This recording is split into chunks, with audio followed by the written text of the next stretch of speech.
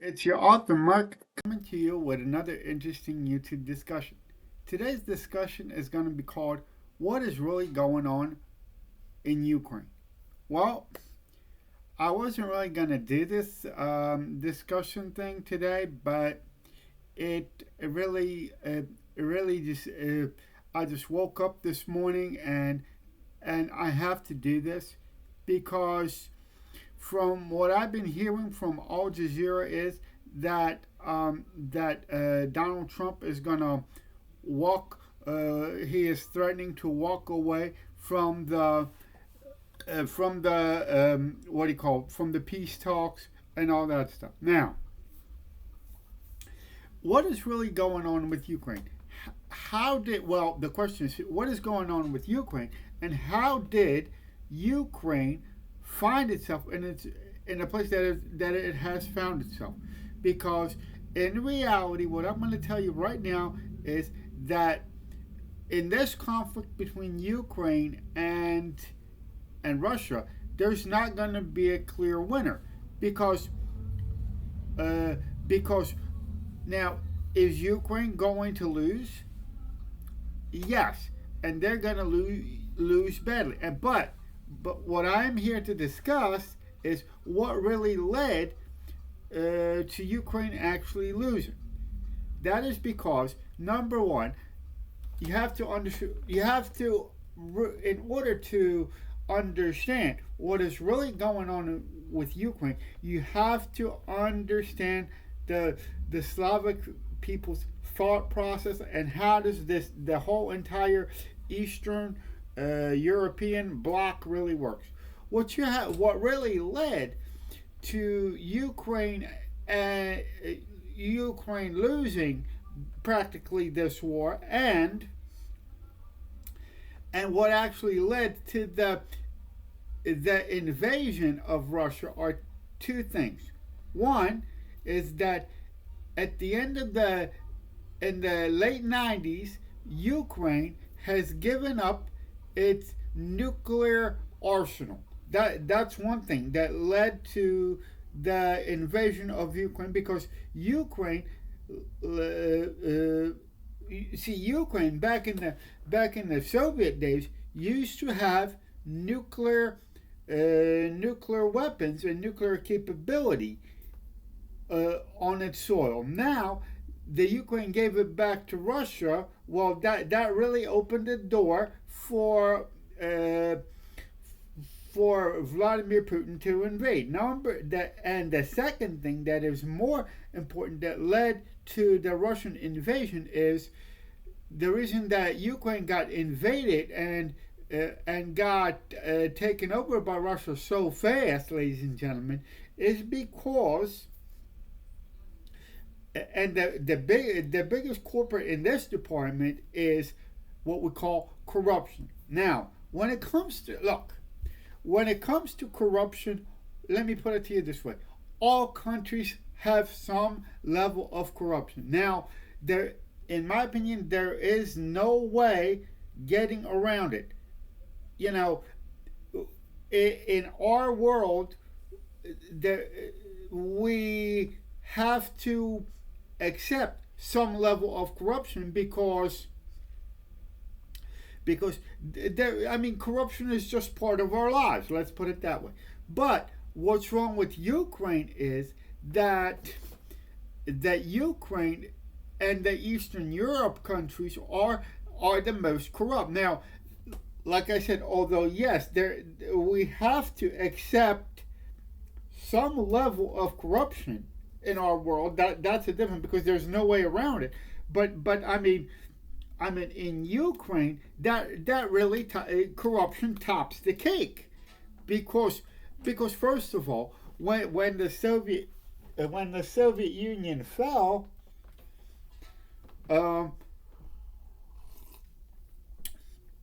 I mean, we all heard about the Red Fellas and the Russian mafia. I mean, back in the early '90s, when the whole Soviet Union and the whole bloc fell. I mean, the Red Fellas had a field, and I mean,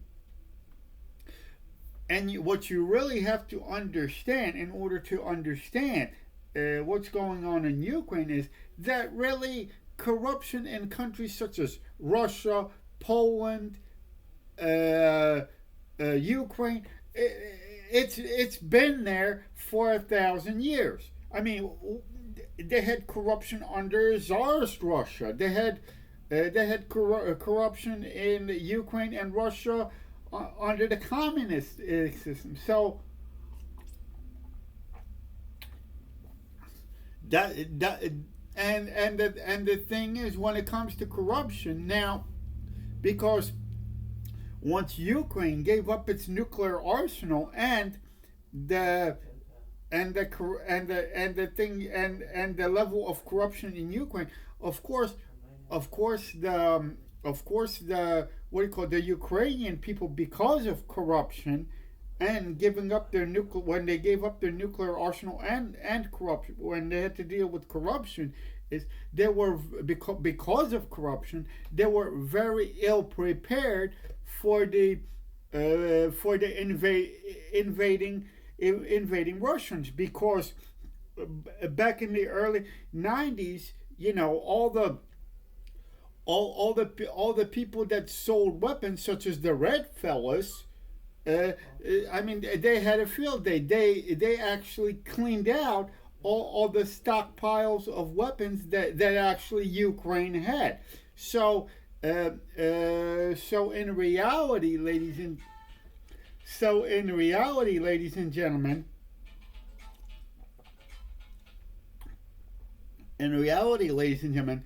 I mean, now I'm going to say, is corruption good?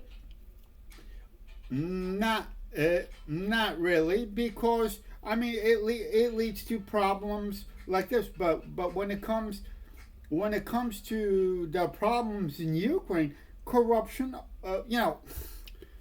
one of the Red Fellas used to say that when the fish rots, it rots from the head. So when it comes to Ukraine, because of corruption, and when it comes to corruption, the corruption's always at the top of the heap. So like I said, because I mean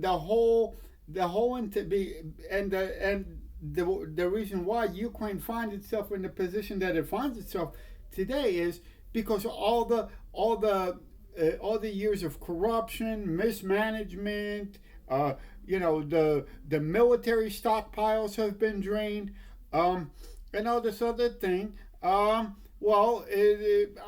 These are just the consequences when you tolerate too much corruption in your country. Now, are we going to be able to stop corruption altogether all over the world?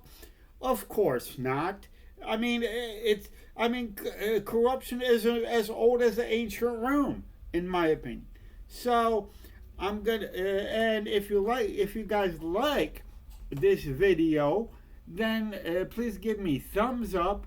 You can make a comment on my videos, and on my videos you can reach out to me in your comments section.